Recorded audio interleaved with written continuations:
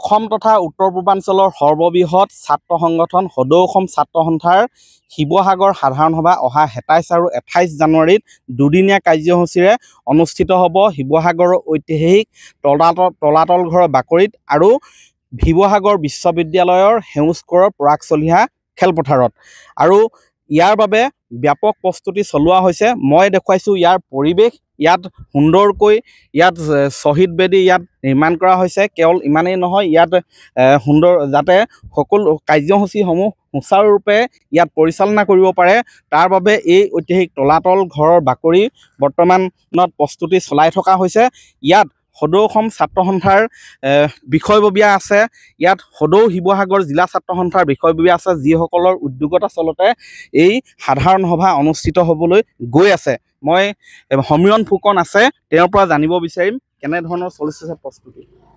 সদৌ শিৱসাগৰ জিলা ছাত্ৰ সন্থাৰ উদ্যোগত শিৱসাগৰ মহকুমা ছাত্ৰ সন্থা, শিৱসাগৰ আঞ্চলিক ছাত্ৰ সন্থা আৰু ৰাইজৰ সহযোগত অহা 27 আৰু 28 জানুৱাৰী তাৰিখে সদৌ অসম ছাত্ৰ সন্থাৰ দ্বিতীয় সৰ্ববৃহৎ সাংগঠনিক কাৰ্যসূচী এখনি সাধাৰণ সভা অনুষ্ঠিত হ'ব। ইতিমধ্যে আমি অভ্যৰ্থনা সমিতি সদৌ শিৱসাগৰ জিলা ছাত্ৰ সন্থাই আমাৰ প্ৰস্তুতি অব্যাহত ৰাখিছোঁ।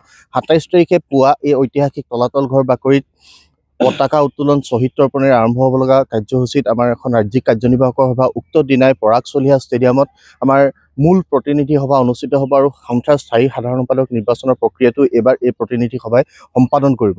তাৰ সমান্তৰালভাৱে 28 তাৰিখে পুৱা এতিয়া সমন্বয়ৰ সাংস্কৃতিক শোভাযাত্ৰাৰ পৰিকল্পনা কৰা হৈছে। 50 সহস্ৰাধিক লোকৰ অংশগ্ৰহণেৰে উক্ত শোভাযাত্ৰাৰে আমি আমাৰ চহকী কৃষ্টি সংস্কৃতিৰ বিশ্ব দৰবাৰত উলিয়াই দিবৰ কাৰণে আমি এটা প্ৰচেষ্টা অব্যাহত ৰাখিছোঁ। তাৰ সমান্তৰালভাৱে ইয়াত বিভিন্ন ধৰণৰ ছাত্ৰ ছাত্ৰীসকলৰ মাজত প্ৰতিযোগিতা অনুষ্ঠিত হ'ব। ইয়াত ছাত্ৰ ছাত্ৰীসকলৰ প্ৰতিযোগিতাৰ সমান্তৰালভাৱে ইয়াত গ্ৰন্থমেলা, খাদ্যমেলা, আন বিপণীৰ ব্যৱস্থা হৈছে আৰু বিভিন্ন ধৰণৰ সাংস্কৃতিক কাৰ্যসূচী ইয়াত অনুষ্ঠিত হ'ব। ইয়াত জুবিন গাৰ্গৰ সংগীতানুষ্ঠান আছে, আন শিল্পীসকলেও ইয়াত সংগীত পৰিৱেশন কৰিবৰ কাৰণে আহিব। আমি সকলোবিলাক কাৰ্যসূচীতে ৰাইজৰ অংশগ্ৰহণ কামনা কৰিছোঁ, ৰাইজৰ উপস্থিতি কামনা কৰিছোঁ আৰু ৰাইজৰ অভিভাৱকত্বৰে সদৌ অসম ছাত্ৰ সন্থাই যাতে আহিব লগা দিনৰ ৰূপৰেখা অংকন কৰিব পাৰে। এই প্ৰতিনিধি সভাৰ পৰৱৰ্তী পৰ্যায়ত আমি যাতে সদৌ অসম ছাত্ৰ সন্থা ৰাইজে বিচৰা এটা সংগঠন হিচাপে ৰাইজৰ কাম কাজখিনি আমি আগবঢ়াই লৈ যাব পাৰোঁ। ছাত্ৰ ছাত্ৰীসকলৰ সুৰক্ষিত শৈক্ষিক ভৱিষ্যত, উঠি অহা নিবনুৱা প্ৰজন্মৰ যাতে সংস্থাপনৰ বাট আমি মুকলি কৰিব পাৰোঁ, তেনেকুৱা চিন্তা চৰ্চাৰ পৰিকল্পনা আমি কাম কাজ কৰিবৰ কাৰণে এই সাধাৰণ সভা অনুষ্ঠিত কৰিবৰ কাৰণে আগবাঢ়িছোঁ। সকলোৰে আমি অভিভাৱকত্ব পুনৰবাৰ কামনা কৰিছোঁ। কৰ্মীসকল আছে, আদৰিবলৈ কি ধৰণে সাজু হৈছে? বিভিন্ন প্ৰান্তৰ পৰা আহিব ছাত্ৰ সমাজ অসমৰ, আপোনালোক কেনেধৰণে সাজু হৈছে? আমি সদৌ শিৱসাগৰ জিলা ছাত্ৰ সন্থাই যিধৰণে প্ৰস্তুতি চলাইছে, আমি সকলো ধৰণৰ প্ৰস্তুতিত কাম কাজ কৰি আছোঁ আৰু আমি অসমৰ সদৌ অসম ছাত্ৰ সন্থাৰ যিসকল কৰ্মী আহিব, আমি সকলোকে আদৰিবলৈ প্ৰস্তুতি অব্যাহত ৰাখিছোঁ। হয়, এনেধৰণে প্ৰস্তুতি চলাইছে আৰু অতিথিসকলক আপ্যায়ন কৰিবলৈ সুন্দৰকৈ আদৰিবলৈ সকলো সাজু হৈছে সদৌ শিৱসাগৰ জিলা ছাত্ৰ সন্থা।